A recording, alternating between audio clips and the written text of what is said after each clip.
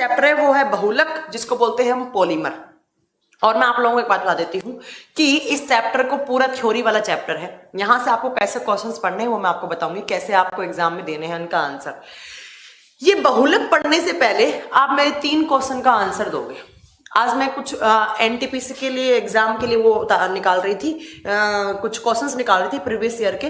तो 3 क्वेश्चंस कुछ नए नए क्वेश्चन दिखे मुझे, जो आप लोगों को मैंने शायद नहीं पढ़ाए हो, तो वो बार बार रिपीट हो रहे थे। तो मैं आप लोगों को बता देती हूँ कि वो क्वेश्चन क्या था। ये पॉलीमर को एक बार साइड कर दो। पहले आपका 3 क्वेश्चन है, आपको कैसे बहुत अच्छे से लिख देना है इनको। पहला क्वेश्चन है कि जो आर्टिफिशियल स्मोक है, ये बहुलक पढ़ने से पहले आप मेरे 3 क्वेश्चन का आंसर दोगे।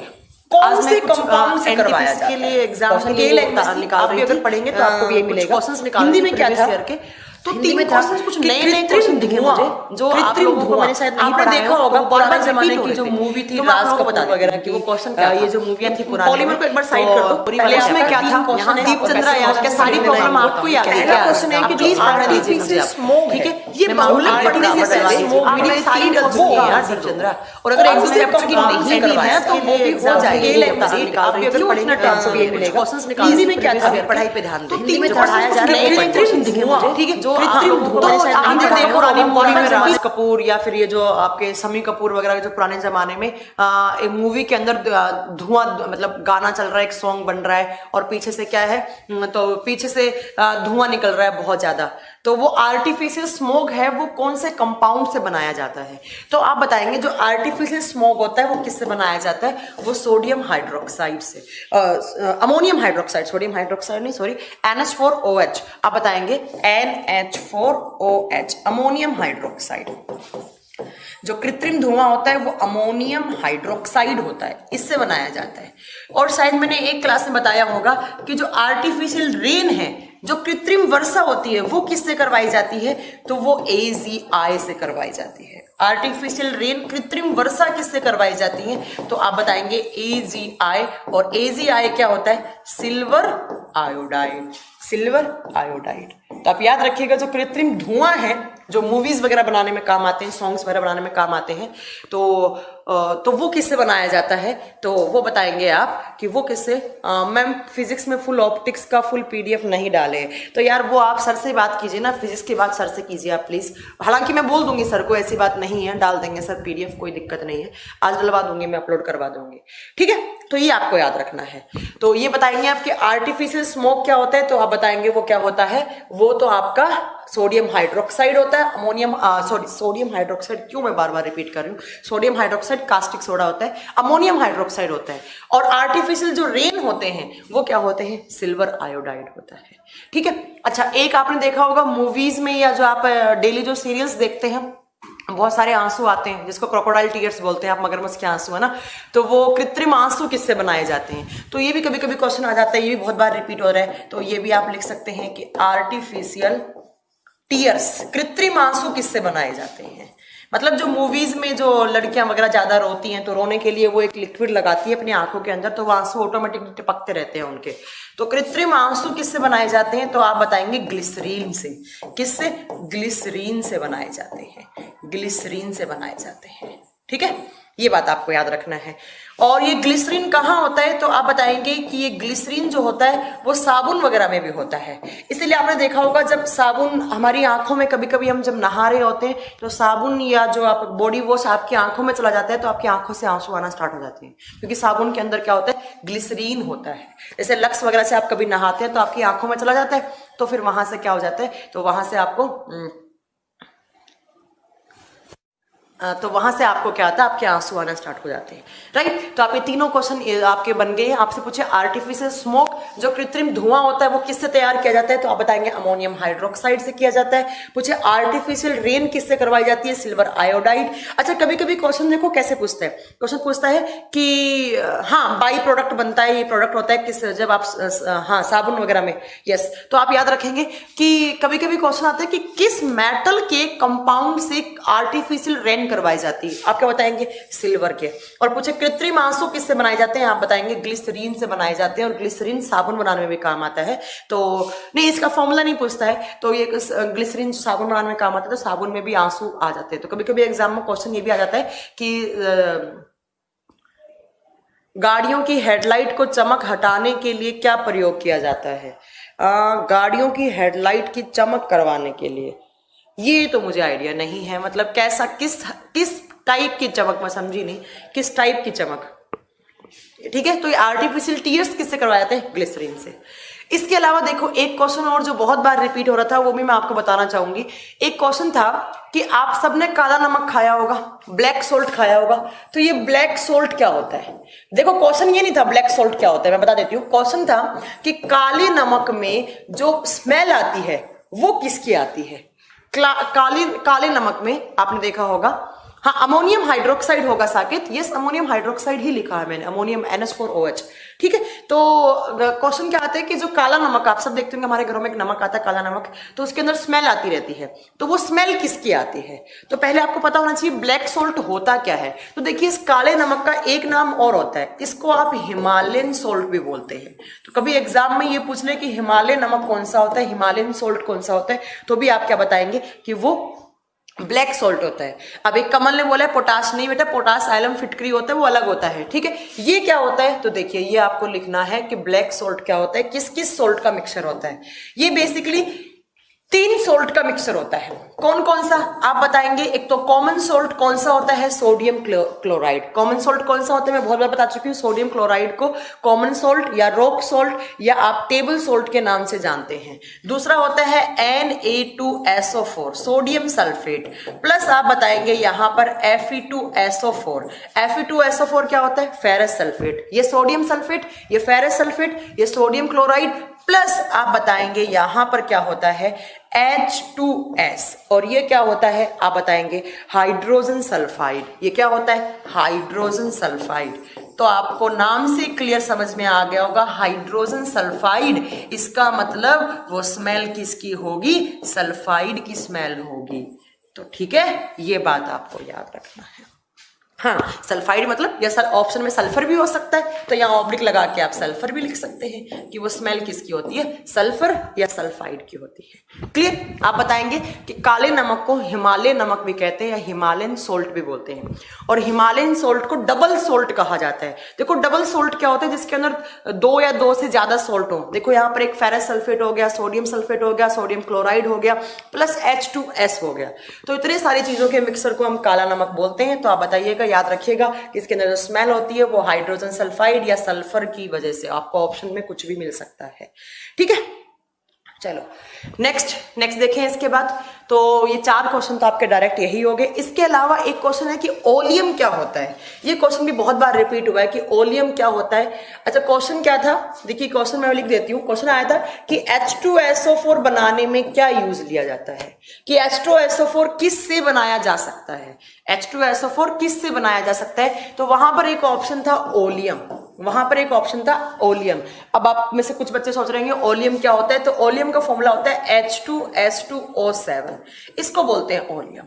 और इससे क्या बनाया जाता है? तो H2SO4, और H2SO4 क्या होता है आप सब जानते हैं, किंग ऑफ एसिड्स या सल्फ्यूरिक एसिड होता है, या सल्फ्यूरिक एसिड।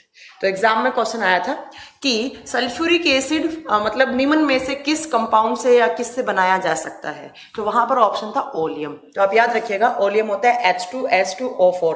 तो यहां से क्या बन गया? यहां पर H2SO4 बनाने में ये काम में आता है। राइट, तो ये इतने क्वेश्चन थे जो आपको याद रखने थे। एक बार फिर बता देती हूं मैं, सारे के सारे क्वेश्चंस आपको याद रखने हैं। डायरेक्ट एग्जाम में ऐसे कैसे क्वेश्चन आते हैं। विक्रम जी कह रहे हैं मैम थोड़ा स्लो पढ़ाइए। ठीक है विक्रम, मैं ट्राई करूंगी। ये क्वेश्चन कुछ बार बार रिपीट हो रहे थे, तो जो आपको याद रखने हैं। ठीक है, चलिए अब अपने चैप्टर पे आ जाते हैं। मेन चैप्टर क्या है हमारा? तो आज का चैप्टर है हमारा पॉलीमर। आज का चैप्टर है हमारा पॉलीमर, जिसको हम बोलते हैं बहुलक। पॉलीमर, बहुलक। अब इस चैप्टर से कैसे क्वेश्चंस बनते हैं? आपसे पूछेगा कि बैकेलाइट किस टाइप का बहुलक है, किस टाइप का पॉलीमर है। आपसे पूछेगा मेलामाइन किस टाइप का बहुलक है। आपसे पूछेगा कि हमारे घरों में जो बकेट हैं, जो बाल्टी हैं, उसको बनाने के लिए कौन से पॉलीमर का यूज में लिया जाता है। हेलमेट, जो हम हेलमेट लगाते हैं वो कौन से पॉलीमर से बनता है। पॉलीथीन किससे बनती है। ऐसे आपसे एग्जाम में क्वेश्चन पूछे जाते हैं। ठीक है, तो आपको बहुत ध्यान से पढ़ना है, थ्योरी वाला चैप्टर है प्योरली। और यहां पर क्या होता है, पॉलीमर किससे बनते हैं आप सबको पता है कि बहुत सारी जो मोनोमर यूनिट होती हैं उनको बार बार रिपीट करने से, या मोनोमर यूनिट जब आपस में जुड़ जाती हैं बहुत सारी, तब जाकर एक पॉलीमर बनता है। तो कभी कभी क्वेश्चन आता है कि जो पीवीसी है उसकी मोनोमर यूनिट क्या है। आपसे पूछेगा नायलॉन 6 की मोनोमर यूनिट क्या है। ठीक है, ऐसे पूछेगा नायलॉन 6 की मोनोमर यूनिट क्या है, नेचुरल रबर की मोनोमर यूनिट क्या है, आर्टिफिशियल रबर की मोनोमर यूनिट क्या है। ऐसे यहां से क्वेश्चन आते हैं, बड़े डायरेक्ट से क्वेश्चन आते हैं, बट आपको याद रखने हैं। ठीक है, अब देखिए पॉलीमर होता क्या है। आप बताओगे जो पॉलीमर्स होते हैं वो बहुत लार्ज, ये क्या है, डबल डबल क्यों चल रहा है। आप बताएंगे कि जो पॉलीमर्स होते हैं वो मैक्रोमोलिक्यूल्स होते हैं। पॉलीमर्स क्या होते हैं, मैक्रोमोलिक्यूल्स होते हैं। आप बताओगे कि पॉलीमर्स क्या होते हैं, बेसिकली बहुत बड़े बड़े वृहद अणु होते हैं। वृहद का मतलब होता है बड़ा, जिनका, अब मैक्रोमोलिक्यूल्स क्या होते हैं, आप बताओगे कि ऐसे मॉलिक्यूल्स जिनका मोलिक्यूलर वेट आणविक भार कितना हो, तो आप बताएंगे 10 की पावर 3 से लेकर 10 की पावर 7 यू डाल्टन, इसको डाल्टन लिखा जाता है। ऐसे मॉलिक्यूल, ऐसे अणु जिनका आणविक भार 10 की पावर 3 से 10 की पावर 7 यू डाल्टन हो, इतने बड़े बड़े पार्टिकल्स को हम क्या बोलते हैं, उनको हम मैक्रोमोलिक्यूल्स, और मैक्रोमोलिक्यूल्स से ही क्या बनता है, हमारा पॉलीमर बनता है। पॉलीमर बेसिकली होता क्या है, ऐसा कोई मॉलिक्यूल जिसका मोलिकुलर वेट को हिंदी में लिखेंगे हम आणविक भार, जिनके मॉलिक्यूल्स का वेट, आणविक भार 10 की पावर 3 से 10 की पावर 7 यू डाल्टन के बीच में हो, उसको हम पॉलीमर बोलते हैं। अब ये पॉलीमर बनते किससे हैं, तो ये पॉलीमर क्या होते हैं, बहुत सारी मोनोमर यूनिट से बनते हैं। बहुत सारी मोनोमर यूनिट से। मोनोमर क्या होती हैं, तो एक लक, कहने का मतलब है कोई भी एक पॉलीमर बोला आपने तो इसको, उस पॉलीमर की स्मॉलेस्ट यूनिट को क्या बोलेंगे हम, मोनोमर। तो आपसे एग्जाम में क्वेश्चन पूछ सकता है कि पॉलीमर की स्मॉलेस्ट यूनिट क्या होती है, या सबसे छोटी इकाई क्या होती है। आप क्या बताएंगे, monomer is the smallest unit of polymer. एकलक, बहुलक की सबसे छोटी इकाई है। यस सुभाजित घोष, प्लीज, मैं बताऊंगी, ओके है ना, ठीक है। आपका क्वेश्चन जो भी मैं बताऊंगी क्लास के बाद। तो आप याद रखिएगा पॉलीमर किसको बोलेंगे, एक ऐसी स्ट्रक्चर जिसका मॉलिक्यूलर वेट 10 की पावर 3 से लेकर 10 की पावर 7 यू डाल्टन के बीच में हो। और ये मॉलिक्यूलर वेट इतना ज्यादा क्यों आता है, क्योंकि इसमें बहुत सारी मोनोमर यूनिट आपस में जुड़ जाती हैं। और मोनोमर यूनिट क्या होती हैं, तो पॉलीमर की स्मॉलेस्ट यूनिट को ही हम क्या बोलते हैं, आपको बताना है मोनोमर। नहीं समझ में आया, मैं एक एग्जांपल देती हूँ। मैंने आपको बोला कि हमारे बॉडी में प्रोटीन होते हैं, और वहीं पर मैंने आपको एक अगला सेंटेंस क्या बोला था, अगला सेंटेंस मैंने बोला कि प्रोटीन्स किससे बनते हैं, तो मैंने बताया था प्रोटीन बहुत सारी अमाइनो एसिड यूनिट के जुड़ने से प्रोटीन बनते हैं, है ना, बताया मैंने कहा था प्रोटीन में बहुत सारी अमीनो अम्ल की छोटी छोटी इकाइयां होती हैं, वो आपस में पेप्टाइड बॉन्ड के थ्रू जुड़ती हैं और वो क्या बना देती हैं, तो वो प्रोटीन बना देती हैं। तो प्रोटीन क्या हो गया, एक प्रोटीन एक पॉलीमर हो गया, ये एक पॉलीमर है। और इसकी स्मॉलेस्ट यूनिट क्या है, तो प्रोटीन किससे बनते हैं मैम अमाइनो एसिड, मैंने ए लिखा है अमाइनो एसिड। अब एक अमाइनो एसिड दूसरे अमाइनो एसिड के साथ जुड़ा, दूसरा तीसरे के साथ जुड़ा, तीसरा चौथे के साथ जुड़ा, ऐसे बहुत सारे अमाइनो एसिड आपस में कौन से बॉन्ड के थ्रू, ये मैं आपको पहले पढ़ा चुकी हूं, पेप्टाइड बॉन्ड के थ्रू, पेप्टाइड बंध के थ्रू बहुत सारे अमीनो अम्ल आपस में जुड़कर क्या बनाते हैं, प्रोटीन। तो यहां पर प्रोटीन क्या हो गया, एक पॉलीमर हो गया, एक बहुलक हो गया। अब आपसे एग्जाम में क्वेश्चन पूछे कि भैया प्रोटीन क्या पॉलीमर तो है, प्रोटीन पॉलीमर है, और पॉलीमर किससे बनते हैं, तो आप क्या बताएंगे, पॉलीमर किससे बनते हैं, मोनोमर से बनते हैं। अब पूछे आपसे प्रोटीन पॉलीमर की मोनोमर क्या है, तो क्या हो जाएगा यहां अमाइनो एसिड। तो आप याद रखिएगा कि अमाइनो एसिड जो होता है, अमीनो अम्ल या एमिनो एसिड बोलो, जैसे भी आप इसको प्रोनाउंस करो, अमाइनो एसिड ज्यादा अच्छा होता है। अमीनो अम्ल अम्ल किसकी? ये होती है मोनोमर यूनिट, और मोनोमर का मतलब क्या है? एक लग। तो कहने का मतलब है मैम, जब बहुत सारे मोनोमर यूनिट जुड़ते हैं तो एक पॉलीमर बनाते हैं। लाइक जैसे बहुत सारे अमाइनो एसिड आपस में पेप्टाइड बॉन्ड के थ्रू जुड़ेंगे तो वो एक प्रोटीन बनाएंगे। तो प्रोटीन क्या हो गया? एक पॉलीमर हो गया। ठीक है, चलिए नेक्स्ट। जैसे डीएनए मैंने आपको पढ़ाया है, हमारे बॉडी में डीएनए होता है, तो डीएनए भी एक पॉलीमर है। अगर आपसे पूछे डीएनए किसका? डीएनए एक पॉलीमर है, एक बहुलक है, और इसकी मोनोमर यूनिट क्या होती है? तो आप बताएंगे जो डीएनए होता है वो न्यूक्लियोटाइड से मिलकर बना हुआ होता है। बहुत सारे न्यूक्लियोटाइड होते हैं, वो आपस में जुड़कर क्या बनाते हैं? अभी न्यूक्लियोटाइड क्या होते हैं? फॉस्फेट शुगर वगैरह से मिलकर बने हुए होते हैं, वो मैं आपको पहले ऑलरेडी पढ़ा चुकी हूँ। ठीक है, तो बहुत सारे न्यूक्लियोटाइड्स होते हैं, वो आपस में जुड़ते हैं और जुड़कर क्या बनाते हैं? डीएनए। तो डीएनए की मोनोमर यूनिट क्या होगी मैम? न्यूक्लियोटाइड हो गई। और डीएनए क्या हो गया? पॉलीमर हो गया, बहुलक हो गया। तो दो क्वेश्चन हो गया आपका। प्रोटीन पॉलीमर है, इसकी monomer unit amino acid. DNA भी एक पॉलीमर है, बहुलक है, और इसकी एकलक इकाई न्यूक्लियोटाइड। ठीक है, तो ये आपको क्लियर करना है। तो एक आपको डेफिनेशन समझ में आ गई कि पॉलीमर्स बहुत बड़े बड़े लार्ज मॉलिक्यूल्स होते हैं जिनका मॉलिक्यूलर वेट बहुत ज्यादा होता है। और क्यों होता है? क्योंकि वो बहुत सारी सिंगल यूनिट से मिलकर बना हुआ होता है, और उसी सिंगल यूनिट को हम क्या बोलते हैं? मोनोमर बोलते हैं। जैसे फैट्स का मोनोमर आपको पता ही है, ग्लिसरॉल वगैरह होते हैं। ठीक है, तो फैटी एसिड्स या ग्लिसरॉल होते हैं। ठीक है साकेत, ओके। अब आपको याद रखना है कि इन पॉलीमर्स को कुछ इन पॉलीमर्स का कुछ डिवीजन है। इनके मतलब अलग अलग ग्रुप बनाए गए हैं, इनको अलग अलग बांटा गया है। वही आपको इनका क्राइटेरिया पढ़ना है, इनका क्लासिफिकेशन पढ़ना है। बेसिकली इन क्लासिफिकेशन से ही आपके क्वेश्चन बनते हैं। तीन तरीके से इन पॉलीमर्स का क्लासिफिकेशन होता है। पहला होता है इनकी अक्रेंस के बेस पे, दूसरा उनकी मॉलिक्यूलर वेट के ऊपर होता है। तो अभी मैं आपको वो तीनों क्लासिफिकेशन आपको पढ़ाने वाली हूँ। तो सबसे पहला आप इनका क्लासिफिकेशन लिखेंगे, कैसे इनको बांटा गया है। तो आप बताएंगे सबसे पहला आप इनका टाइप्स लिख सकते हैं या क्लासिफिकेशन। तो सबसे पहले लिखिए टाइप्स ऑफ पॉलीमर, बहुलक के प्रकार। बट किस बेस पे? आप लिखेंगे बहुलक के प्रकार, बहुलक के प्रकार। अब किस बेस पर? On the origin, on the origin, इनकी उत्पत्ति के आधार पर। ऑन द ओरिजिन, इनकी उत्पत्ति के आधार पर। तो आपसे एग्जाम में देखो कैसे क्वेश्चन पूछेगा। आपसे एग्जाम में क्वेश्चन पूछेगा कि ओरिजिन के बेस पर पॉलीमर्स को कितने ग्रुप में डिवाइड किया गया है। तो आप बताएंगे on the basis of origins polymers are divided into 3 groups. कौन कौन से? तो आप बताएंगे सबसे पहले है नेचुरल पॉलीमर। सबसे पहले है नेचुरल पॉलीमर, हिंदी में इसको बोलते हैं प्राकृतिक बहुलक। हिंदी में इसका नाम होता है प्राकृतिक बहुलक। दूसरा आता है सेमी सिंथेटिक, दूसरा आता है semi synthetic polymer. Semi synthetic Hindi में बोलेंगे इसको अर्ध संश्लेषित। अर्ध संश्लेषित मतलब जो नेचुरल और आर्टिफिशियल दोनों का मिक्सचर हो। और लास्ट आता है सिंथेटिक पॉलीमर, लास्ट आता है सिंथेटिक पॉलीमर, और इसको बोलते हैं संश्लेषित। देखो पहला क्वेश्चन क्या बना? पहला हमारा क्वेश्चन बना कि on the basis of origins polymers divided into 3 groups. ठीक है, 3 ग्रुप में डिवाइड करते हैं। सुनील कुमार आप क्या बोल रहे हैं मैम? अगर आप आगे क्या आगे तो बोलिए। ठीक है, तो उत्पत्ति के आधार पर हम पॉलीमर्स को 3 ग्रुप में डिवाइड करते हैं। कौन कौन सा? आप बताएंगे 1 नंबर पे कौन सा आता है? तो आप बताएंगे कि 1 नंबर पे आता है यहां पर नेचुरल, जो नेचुरल फॉर्म से मिलते हैं हमें, है ना, जो नेचुरल।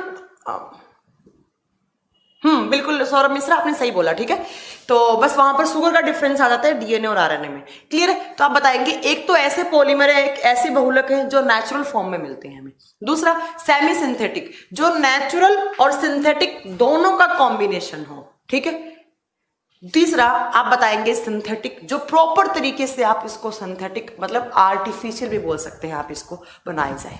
अब एग्जाम में आपसे ये नहीं पूछेगा तो इसका एग्जाम्पल पूछेगा। आपसे पूछेगा कि जो नेचुरल है उसका एग्जाम्पल बताइए। तो आप सबसे पहला बताएंगे प्रोटीन। प्रोटीन नेचुरल है, मैंने अभी बताया था, हमारे बॉडी में होता है, नेचुरल फॉर्म में होता है। ठीक है, ओके ठीक है सुनील कुमार, मैंने आपका क्वेश्चन ले लिया है। दूसरा आप बताएंगे कि यहां पर दूसरा सेलुलोज। सेलुलोज। और मैंने आपको बताया था सेलुलोज कहाँ होता है, प्लांट की सेल वॉल में होता है। और प्लांट क्या होते हैं, लिविंग, मतलब नेचुरल है। तो सेलुलोज भी क्या है, एक प्राकृतिक बहुलक है। उसके अलावा नेक्स्ट बताएंगे आप स्टार्च।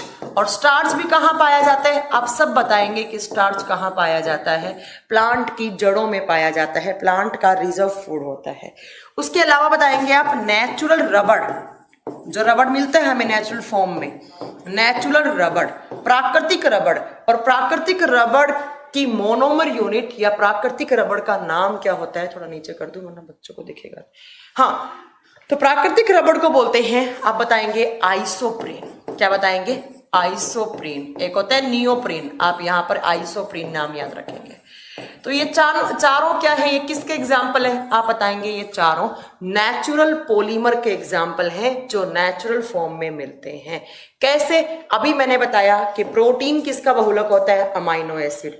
ऐसे ही सेलुलोज हमें मिलता है, जैसे कॉटन वगैरह के प्लांट से ज्यादा मिलता है, ठीक है, वो आप याद रखेंगे। स्टार्च, ग्लूकोज की बहुत सारी मोनोमर यूनिट जुड़कर आपस में स्टार्च बनाती हैं। ऐसे ही नेचुरल रबड़ किसका बहुलक होता है, आइसोप्रीन, ठीक है, जिसको आइसोप्रीन भी आप नाम करके बोलते हैं। ये चारों किसके एग्जाम्पल हैं, आप बताएंगे ये नेचुरल पॉलीमर के एग्जाम्पल हैं। नेक्स्ट चलना है हमें सेमी सिंथेटिक। सेमी सिंथेटिक क्या होता है, जो नेचुरल और सिंथेटिक दोनों का मिक्सचर हो, ठीक है। अब इसके एग्जाम्पल ये बहुत ही ज्यादा इंपॉर्टेंट है, दोनों एग्जाम्पल, दो ही एग्जाम्पल आते हैं यहां पर और दोनों ही आपको याद रखना है, ठीक है। सबसे पहला यहां पर आता है सेलुलोज एसीटेट, पहला आता है सेलुलोज एसीटेट। पहला एग्जाम्पल लिखेंगे यहां पर सेल्यूलोज एसीटेट। देखो सेल्यूलोज क्या है, नेचुरल है, एसीटेट क्या होता है, तो आपका सिंथेटिक होता है, तो दोनों का मिक्सर बन गया, तो सेमी सिंथेटिक हो गया।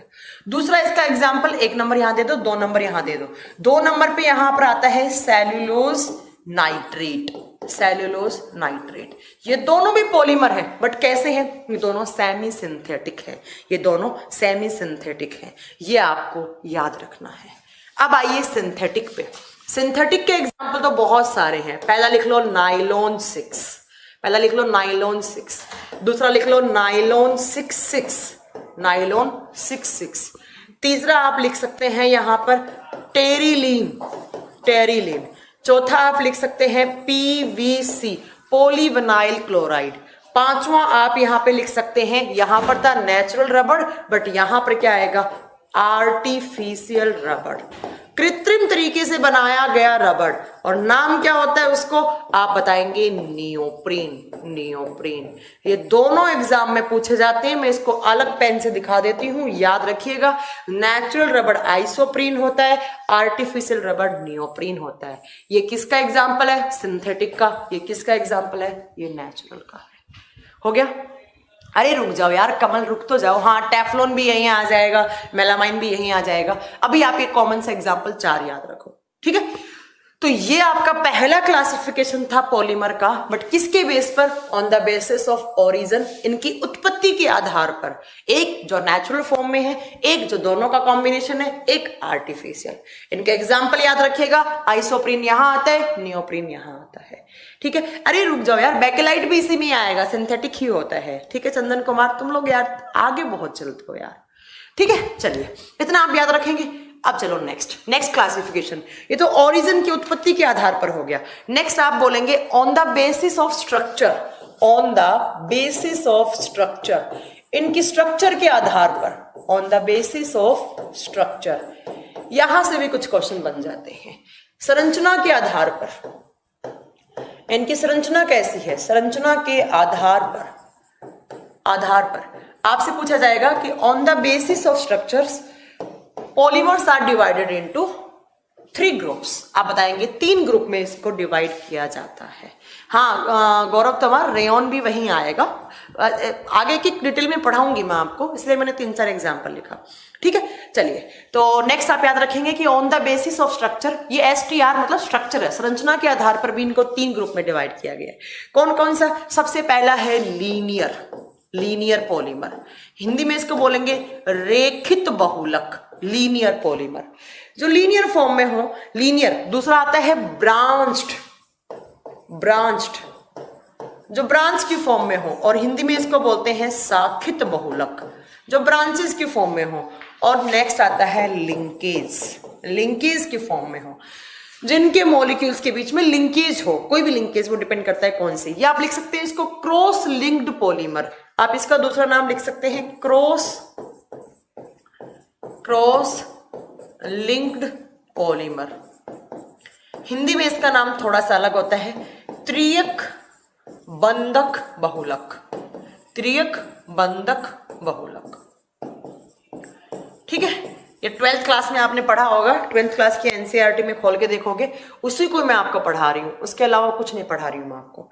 तो ये 3 पॉलीमर्स हैं जिनका क्लासिफिकेशन किया गया है, किस बेसिस पर? On the basis of structure, कि इनके बीच में कैसी स्ट्रक्चर है। एक तो लीनियर, जो ऐसे लीनियर फॉर्म में होते हैं, ऐसे लीनियर फॉर्म में, जो बिल्कुल एकदम लीनियर फॉर्म में हो उसको बोलते हैं लीनियर पॉलीमर। जो ब्रांच्ड की फॉर्म में हो, जैसे ऐसे, जिसमें बहुत सारे मॉलिक्यूल्स होते हैं, जो ब्रांच की फॉर्म में हो।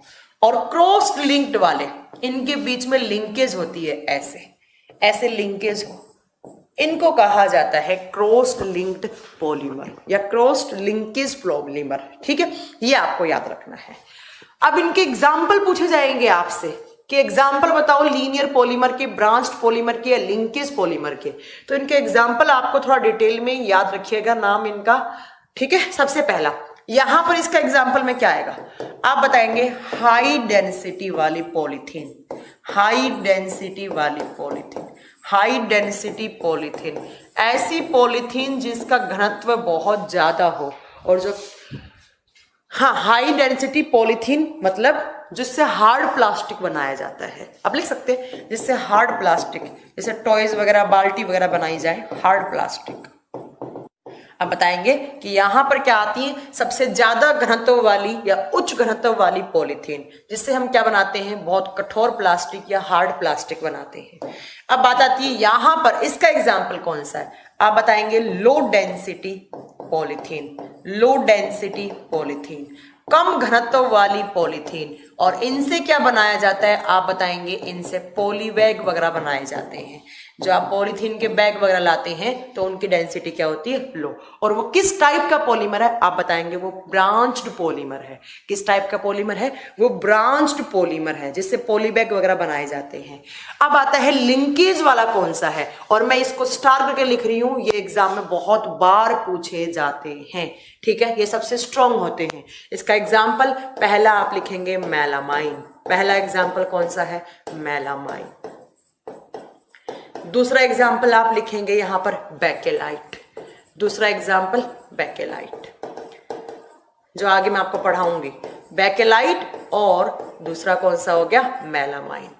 ये स्टार कर लेना, हमेशा एग्जाम में पूछा जाता है मेलामाइन किस टाइप का पॉलीमर है। आप बताएंगे क्रॉस लिंकेज पॉलीमर है, या आप बता सकते हैं क्रॉस लिंक्ड पॉलीमर है। इनके जो मॉलिक्यूल्स हैं उनके बीच में क्या है कि मतलब क्रॉस लिंकेज बनी हुई है। क्रॉस में कुछ ग्रुप जुड़ा होगा, जैसे सल्फर हो सकता है, फास्फोरस हो सकता है, जिसकी वजह से इनमें हार्डनेस होती है। और ये क्या बनाने में का मतलब कौन कौन से होते हैं, एक तो मेलामाइन होता है और दूसरा कौन सा होता है, आप बताएंगे दूसरा यहाँ पर बेकेलाइट। दोनों एग्जाम में बहुत बार पूछे गए हैं। तो 2 टाइप का क्लासिफिकेशन पढ़ा, पहला on the basis of origin, इनकी उत्पत्ति के आधार पर, दूसरा इनकी स्ट्रक्चर के बीच में कैसी लिंकेज है उसके आधार पर। अगर लीनियर फॉर्म में है तो वो लीनियर, अगर ब्रांच्ड की फॉर्म में है तो वो ब्रांच्ड, और अगर वो क्रॉस लिंक में है तो वो क्रॉस लिंकेज वाले पॉलीमर। क्लियर? अब ये दोनों याद करो ना करो, नेक्स्ट वाला आपको याद रखना है हमेशा के लिए। क्लियर? तो नेक्स्ट क्लासिफिकेशन लिखो आप यहां पर, on the basis of, on the basis of molecular weight, on the basis of molecular weight, या molecular forces भी लिख सकते हैं आप, अंतर आणविक, थोड़ा इसको इधर लाके मैं ऑब्लिक लगा के लिख देती हूँ, कहीं कंफ्यूज हो जाओगे। On the basis of molecular weight and molecular forces, आप लिखोगे अंतर आणविक बलों के आधार पर, बलों के आधार पर, इनके मॉलिक्यूल्स के बीच में जो फोर्सेस लगते हैं उसके आधार पर कितने ग्रुप में डिवाइड किया गया है। ठीक है। अरे बताएंगे हार्डेस्ट कौन सा है, सॉफ्टेस्ट कौन सा है, सॉफ्ट कौन सा है, रुक जाइए केवल सारा आप याद रखेंगे। ऑन द इंटरमोलिकुलर फोर्सेज या इंटरमोलिकुलर जो वेट होता है उसके आधार पर हम पॉलीमर को कितने भागों में डिवाइड कर सकते हैं। आप बताएंगे on the basis of molecular weight and molecular forces polymers are divided into 4 groups. 4 भागों में डिवाइड किया गया है। इससे पहले वो जो पढ़े थे वो 3 थे, बट इस बार आपको 4 पढ़ने हैं। और चारों के चारों, पहली बात तो आपको नाम याद होने चाहिए, दूसरी बात आपको इनके एग्जाम्पल याद होने चाहिए। ठीक है। सबसे पहला आता है इलास्टोमर्स। सबसे पहला आता है इलास्टोमर्स। अब इनके नाम ऐसे ही हैं, आपको याद ही करने पड़ेंगे। हिंदी में बोलते हैं प्रत्यास्थ बहुलक, प्रत्यास्थ बहुलक, इलास्टोमर्स। दूसरा आता है फाइबर्स, दूसरा आता है फाइबर्स जिसको हिंदी में बोलते हैं हम रेसे। और तीसरा आता है थर्मोसेटिंग, थर्मोसेटिंग। और चौथा यहां पर आता है थर्मोप्लास्टिक, थर्मोप्लास्टिक, थर्मोप्लास्टिक। इनके बीच में जो फोर्सेस लग रहे हैं, किस में कौन सा फोर्स लग रहा है, मतलब कौन से में स्ट्रॉन्ग कौन से में वीक फोर्स लग रहा है, उसके आधार पर हमने पॉलीमर्स को कितने ग्रुप में डिवाइड किया। हमने पॉलीमर्स को 4 भागों में डिवाइड किया। कौन कौन सा? पहला है इलास्टोमर्स जिसको बोलते हैं आप प्रत्यास्थ, दूसरा है फाइबर्स जिसको आप क्या बोलते हैं आप बताएंगे, जिसको हम रेसे बोलते हैं। तीसरा आता है ताप संगठे बहुलक। आप बताएंगे कि जो ये होता है थर्मोसेटिंग, इसको हिंदी में बोलते हैं ताप दृढ़क, ताप दृढ़क बहुलक। और इसको हमें पूछा हुआ है इन चारों में से, इन चारों में से। अब देखो, अब मैंने जब ये बात लिखवाई आपको, तो सबसे वीक कौन सा है, इसको सॉफ्ट या वीकेस्ट बोल सकते हैं आप। तो आपको पता होगा वीकेस्ट क्यों बना, क्योंकि इसके जो पॉलीमर्स हैं उसके अंदर जो मोनोमर यूनिट है उसके अंदर सबसे वीक फोर्सेस लग रहे होंगे, है ना। तो वीक फोर्सेस वाले कौन से हो जाएंगे? इलास्टोमर्स। तो इसके नीचे आप एक पॉइंट लिखेंगे, इलास्टोमर्स के नीचे आप लिखेंगे इंटरमोलिकुलर फोर्सेस आर वीकेस्ट, लिखेंगे intermolecular, intermolecular forces are weakest. अंतर आणविक बल सबसे कमजोर होते हैं। यहां पर अंतर आणविक बल कमजोर या दुर्बल होते हैं, कमजोर होते हैं। इसी लाइन से याद हो गया सबसे कम फोर्स वाले मॉलिक्यूल्स कौन से होंगे यहां पर, और सबसे ज्यादा वाले कौन से होंगे आप बताएंगे, वो थर्मोसेटिंग में होते हैं।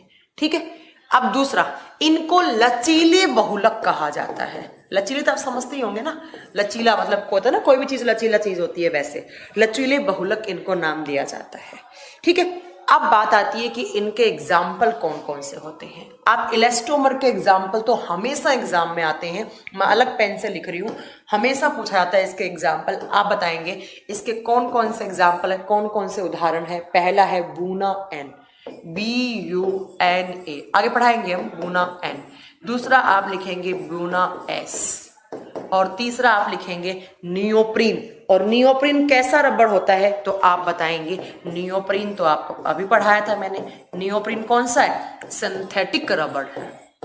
तो ये तीनों एग्जाम्पल किसका है तो आप बताएंगे ये तीनों एग्जाम्पल किस में आते हैं?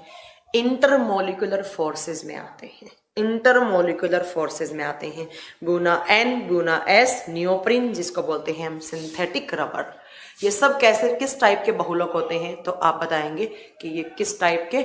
इलास्टोमर्स टाइप के होते हैं, जो लचीले होते हैं और जिनके बीच में जो फोर्सेस लगते हैं वो सबसे वीकेस्ट लगते हैं, सबसे कमजोर लगते हैं। ठीक है।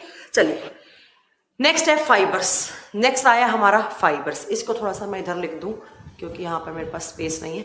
फाइबर्स में आप क्या बताएंगे कि जो इंटरमोलिकुलर फोर्स होते हैं वो स्ट्रॉन्ग लगते हैं। आप बताएंगे इसके अंदर जो क्या हो गया है इस बोर्ड को,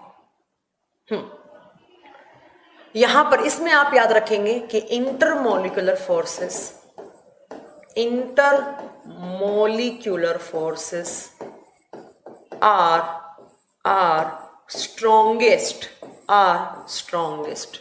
और हिंदी में कैसे याद रखेंगे?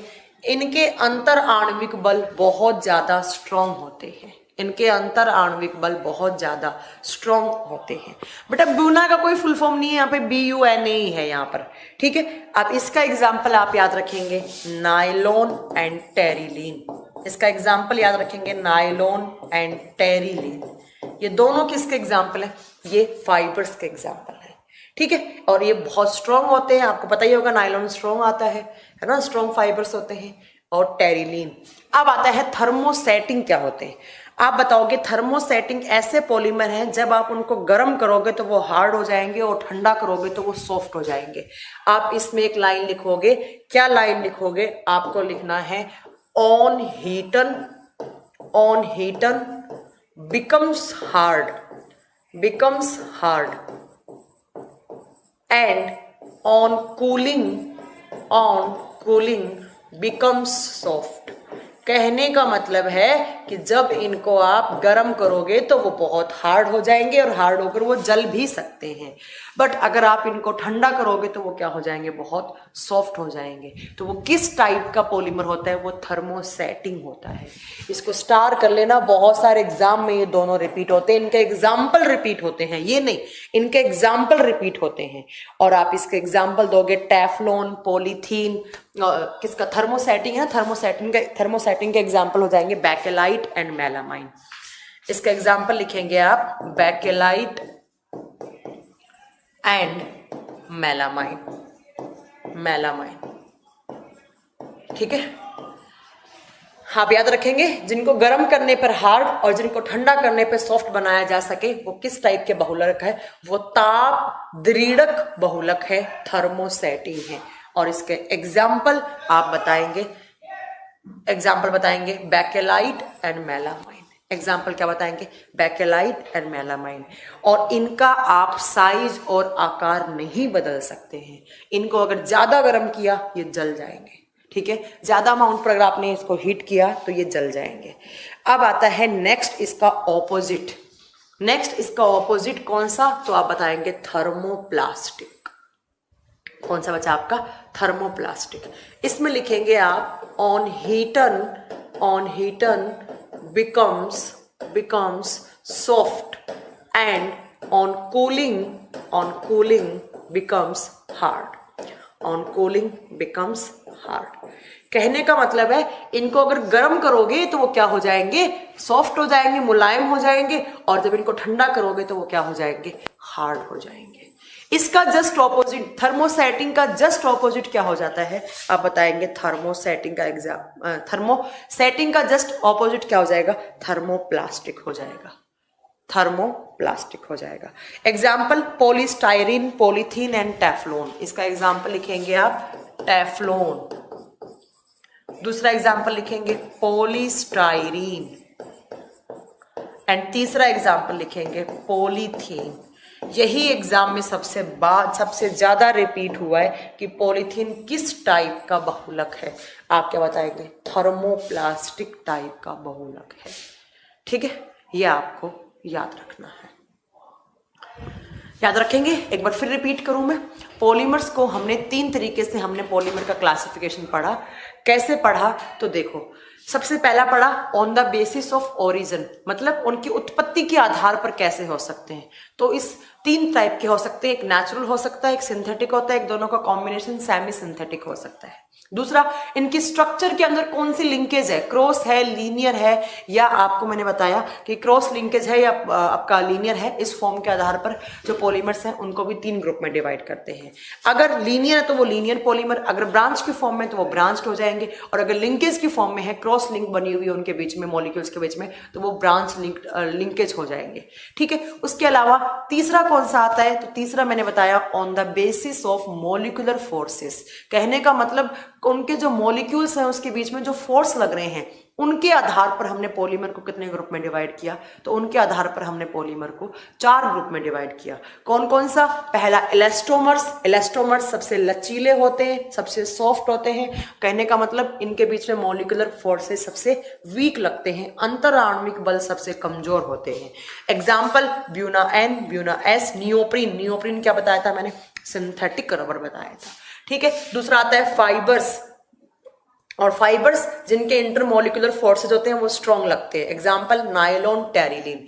थर्मोसेटिंग, जब इनको गर्म करोगे हार्ड हो जाएंगे, ठंडा करोगे सॉफ्ट हो जाएंगे, उनको बोलेंगे बेकेलाइट या मेलामाइन। इसका जस्ट ऑपोजिट थर्मोसेटिंग, जब गर्म करोगे तो वो क्या हो जाएंगे सॉफ्ट, और ठंडा करोगे तो वो क्या बन जाएंगे हार्ड।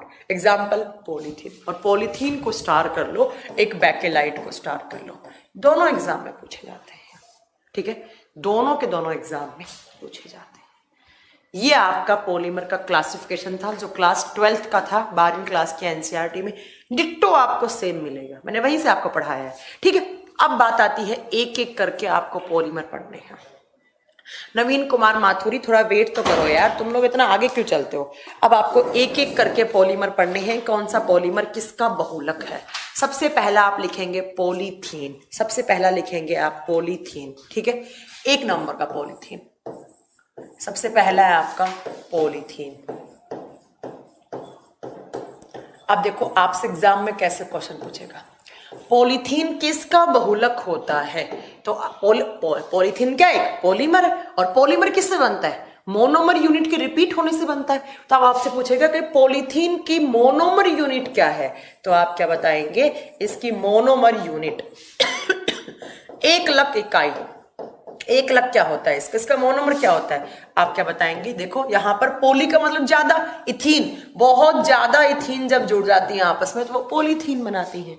तो इसका बहुलक क्या हो जाएगा, इथीन हो जाएगा, जिसका फॉर्मूला आप सब जानते हैं C2H2, जिसका फॉर्मूला क्या होता है C2H4, H2 नहीं, C2H4 पॉलीथीन। ठीक है, तो जब पॉलीथीन, जब बहुत सारी इथीन है, जब उनको बहुत ज्यादा प्रेशर दोगे, बहुत ज्यादा टेम्परेचर दोगे, तो सारी की सारी जो मोनोमर यूनिट है वो आपस में आकर जुड़ जाती है और वो क्या बनाती है, वो पॉलीथीन बनाती है। पॉलीथीन 2 टाइप की होती है, एक होती है लो डेंसिटी वाली, एक होती है हाई डेंसिटी वाली। लो डेंसिटी जिसका एग्जाम्पल हो सकता है आप जो पॉली बैग वगैरह लाते हैं वो लो डेंसिटी वाली होती है। हाई डेंसिटी वाली कौन सी होती है, जिनसे बकेट वगैरह बनाते हैं, बाल्टी वगैरह ये सब बनते हैं, उनको बोलते हैं हाई डेंसिटी वाली। आपसे एग्जाम में पूछेगा पॉलीथीन कैसा बहुलक है, थोड़ी देर पहले मैंने बताया था इसका एग्जाम्पल। इसकी मोनोमर यूनिट क्या है, आप बताओगे ethane. Ethane is the monomer unit of polythene. जब बहुत सारे इथेन को हाई टेम्परेचर और हाई प्रेशर देंगे तो वो क्या बनाएगा, वो पॉलीथीन बनाएगा। तो एक बात आपको ये याद रखनी है। दूसरा आप बताएंगे, दूसरा पॉलीमर यहां पर आता है पॉलीविनाइल क्लोराइड, PVC। दूसरा आता है PVC, फुल फॉर्म होता है उसका पॉलीविनाइल क्लोराइड। अच्छा, हिंदी में सेम नाम है, कोई अलग नाम नहीं है, तो प्लीज आप इंग्लिश में नोट कर ले, कोई दिक्कत नहीं है, सेम नाम हिंदी में। आपसे पूछेगा कि PVC का मोनोमर क्या है, PVC का बहुलक, PVC एक बहुलक है तो उसका मोनोमर क्या है। आप बताएंगे कि जो PVC है वो विनाइल क्लोराइड का बहुलक होता है। विनाइल क्लोराइड, VINYL और क्लोराइड। विनाइल क्लोराइड की जब बहुत सारी यूनिट आपस में जुड़ती हैं तो वो PVC बनाती हैं, पॉलीविनाइल क्लोराइड बनाती हैं। अब बात आती है विनाइल क्लोराइड का फॉर्मूला क्या होता है। कभी कभी ये आपसे फॉर्मूले की फॉर्म में दिया हुआ होगा, CH2 डबल बॉन्ड CH और एक क्लोरीन ग्रुप, और यहां पर आप लिख सकते हैं N यूनिट। N यूनिट मतलब आपस में जुड़ गई तो उसने क्या बना दिया, PVC बना दिया। पोली बताना पड़ेगा, ठीक है। अब बात आती है क्या बनाने में काम आता है। देखो पॉलीथीन क्या बनाने में काम आ रहा था, लो डेंसिटी वाली पॉली बैग बनाने में काम आ रही थी। हाई डेंसिटी वाली जैसे डस्टबिन हो गया, बोतल हो गया, ये सब हाई डेंसिटी पॉलीथीन से बनती है, ठीक है। बट ये बात आती है कि पीवीसी से क्या बनता है। आप सबने सुना होगा पीवीसी के पाइप्स आते हैं, तो इनका यूज लिखो,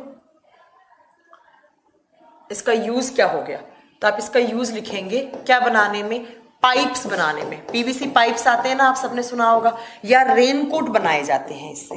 अब देखो एग्जाम में कैसे क्वेश्चन पूछेगा, रेनकोट किस टाइप का पॉलीमर है, पीवीसी। रेनकोट को बनाने में कौन सा मोनोमर यूनिट काम में आता है, विनाइल क्लोराइड। ये 3 टाइप के क्वेश्चन बनते हैं, इससे ज्यादा आपको कुछ याद नहीं लिखना है, ठीक है। नेक्स्ट है 3 नंबर पर टेफ्लॉन। तीसरा है आपका टेफ्लॉन। सेम नाम हिंदी में है, मैं फिर रिपीट कर रही हूं, कुछ अलग नाम नहीं है, हिंदी में सेम है। अब आपसे पूछेगा टेफ्लॉन किसका बहुलक होता है। आप बताओगे टेफ्लॉन की जो मोनोमर यूनिट होती है टेट्राफ्लूरोइथेन। टेट्राफ्लूरोइथेन इसका जो एक लक है वो क्या होता है, टेट्रा फ्लूरो इथेन, ये आपके पास ऑप्शन में होगा।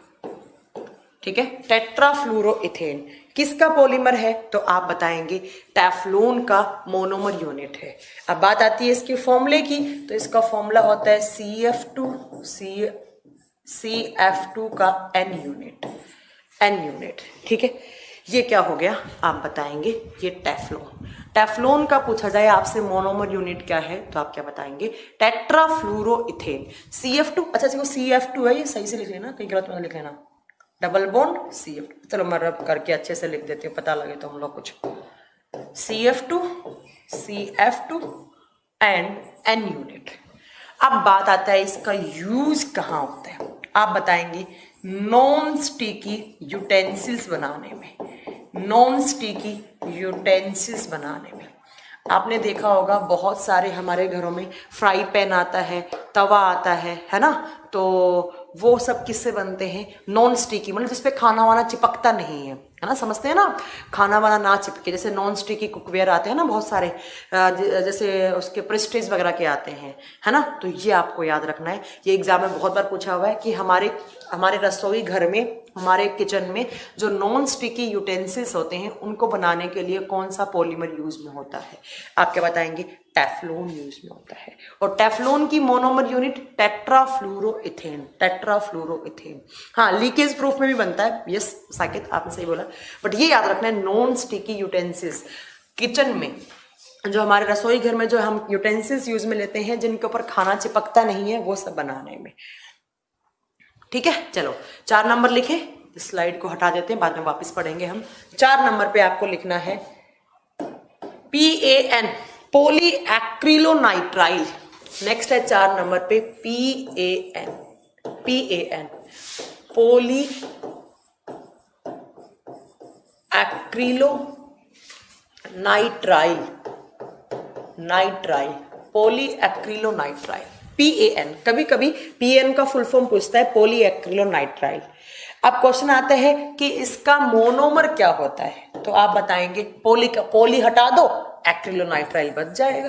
तो इसका मोनोमर, इसका 1 लाख यूनिट, 1 लाख इकाई क्या होगा, तो आप बताएंगे वो होगा एक्रिलोनाइट्राइल। ठीक है, पोली का मतलब बहुत ज्यादा, ठीक है, और पोली हटा दोगे तो क्या बचेगा, एक्रिलोनाइट्राइल बचेगा। अब बात आती है इसका फॉर्मूला क्या है, तो आप बताएंगे इसका formula CH2 double bond CH single bond CN की नंबर ऑफ यूनिट्स। ठीक है, जब मैंने यहां पर Cl ग्रुप जोड़ दिया था तो पीछे कौन सा बन रहा था, अभी मैंने थोड़ी देर पहले पढ़ाया था, है ना। और अगर मैंने यहां पर CN जोड़ दिया तो वो कौन सा बन जाएगा, PAN, पोली एक्रिलोनाइट्राइल। ठीक है, अब क्वेश्चन आता है इसका यूज कहाँ होता है, आप बताएंगे वुलन क्लॉथ बनाने में, सर्दियों के कपड़े बनाने में वुलन क्लॉथ्स बनते हैं इससे, और इससे फाइबर्स भी बनाए जाते हैं, रेसे बनाए जाते हैं बहुत ज्यादा। ठीक है, रेसे वगैरह बनाने में या सर्दियों के कपड़े बनाने में, आपने देखा होगा ना, जिसको सर्दियों में हम कपड़े पहनते हैं, मोटे मोटे कपड़ा आता है जो थोड़ा सिल्की सा होता है, थोड़ा सा चमकता है ना। प्रेशर कुकर में कौन सा पॉलीमर होता है, रुक जाओ यार, तुम लोग बहुत आगे चलते हो। ठीक है, तो सर्दियों के कपड़े बनाने में कौन सा पॉलीमर, आप बताएंगे PAN, पोली एक्रिलोनाइट्राइल। किसका बहुलक, एक्रिलोनाइट्राइल का, और इसका formula CH2 double bond CH single bond CN। ठीक है, ये आपको याद रखना है। 4 हो गए आपके। नेक्स्ट लिखो 5 नंबर वाला। 5 नंबर पे आप लिखेंगे PAN के बाद आप लिखेंगे नायलॉन 66। नेक्स्ट लिखेंगे आप नायलॉन 66। ये 66 नहीं होता है, 6,6 होता है। ठीक है, देखो नायलॉन किससे बना है, LON का मतलब होता है लंदन, और NY का मतलब होता है न्यूयॉर्क। न्यूयॉर्क और लंदन दोनों नाम से इसको लिया गया है, न्यूयॉर्क और लंदन दोनों नाम से इसको लिया गया है। ठीक है, अब आपको एक याद रखना एक बात कि यह है पहला आर्टिफिशियल बहुलक है जो इंसान द्वारा बनाया गया। It is first artificial polymer that is made by, that is prepared by humans।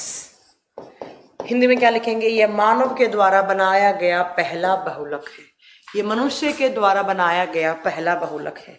यही एग्जाम में बहुत बार क्वेश्चन आता है कि हाँ, एक बच्चा पूछ रहा है मैम नायलॉन का मतलब क्या है, बता देती हूँ मैं। दो नाम से बनाए। पहला NY का मतलब होता है न्यूयॉर्क कंट्री। दूसरा LON का मतलब है लंदन। ठीक है।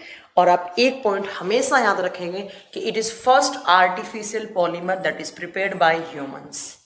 पहला कृत्रिम बहुलक है जो कि मनुष्य द्वारा बनाया गया। किसके द्वारा बनाया गया? ह्यूमंस। तो ये कैसा हो गया? ये सिंथेटिक हो गया। इसलिए मैंने पीछे किसके एग्जाम्पल में लिखा था? ये सिंथेटिक के एग्जाम्पल में लिखा था। अब बात आता है कि इसकी मोनोमर यूनिट क्या होती है। इसको तो आप पक्का स्टार कर लो, ये पक्का आपसे एग्जाम में पूछा जाएगा, हमेशा आता है। इसकी 1 लाख इकाई क्या होती है, इसकी मोनोमर क्या क्या है। तो आप बताएंगे कि इसकी मोनोमर 2 होता है। एक होता है एडिपिक एसिड, दूसरा होता है हेक्सामेथिल डाइअमाइन। कौन कौन सा? पहला बताएंगे एक एसिड होता है, कौन सा? एडिपिक एसिड, एडिपिक अम्ल।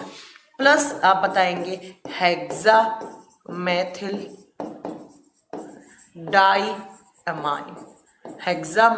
डाइअमाइन। प्लस कौन सा एसिड? Adipic acid. और यही एग्जाम में आता है कि एडिपिक एसिड कौन सा बहुलक बनाने में काम में लेते हैं। आप क्या बताएंगे? वो नाइलॉन 6 बनाने में काम आता है।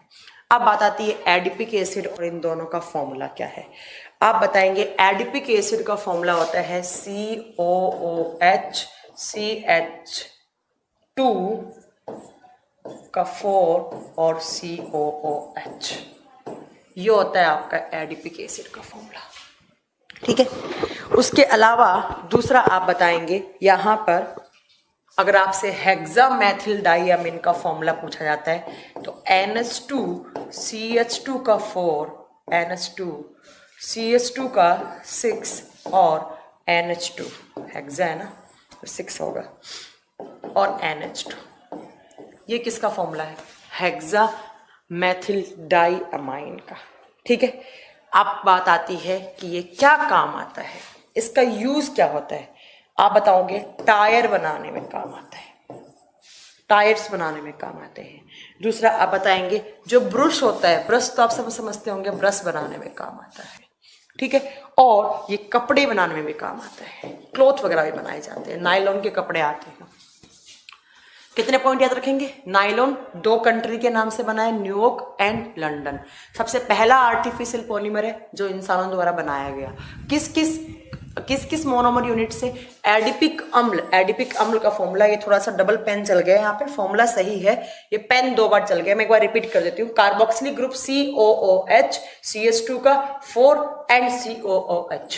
ये क्या होता है? तो आप बताएंगे एडिपिक एसिड, NH2 ये 2 है, सही कर लेना इसको। ठीक है। 2 CH2 हेक्सा 6 लग जाएगा और NH2। इसको क्या बोलते हैं हम? इन दोनों मिलकर हम क्या बना सकते हैं? नाइलॉन 6 बना सकते हैं। नेक्स्ट आता है नाइलॉन 6। वो नाइलॉन 6 था, अब है नाइलॉन 6।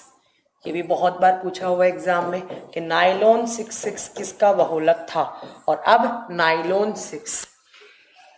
हाँ, इसका आता है, इसका फॉर्मूला नहीं, इसका मोनोमर यूनिट आप बताएंगे। इसका 1 लाख इकाई क्या होता है? कैप्रोलैक्टम। इसका मोनोमर, इसका 1 लाख क्या होता है? तो आप बताएंगे कैप्रोलैक्टम। ये तो बहुत बार पूछा हुआ एग्जाम में, बहुत बार पूछा हुआ है। अरे पॉलिस्टर बताएंगे यार, रुक जाओ सूरज कुमार, क्यों आगे चल रहे हो? कैप्रोलैक्टम। आप बताती कैप्रोलैक्टर का फॉर्मूला क्या होता है।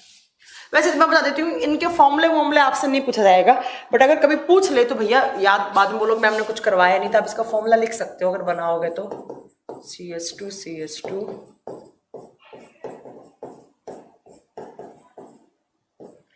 कीटोन ग्रुप होता है, और साथ में N किससे? हाइड्रोजन से। ये ऊपर मैंने हाइड्रोजन लिखा है, ये हाइड्रोजन है।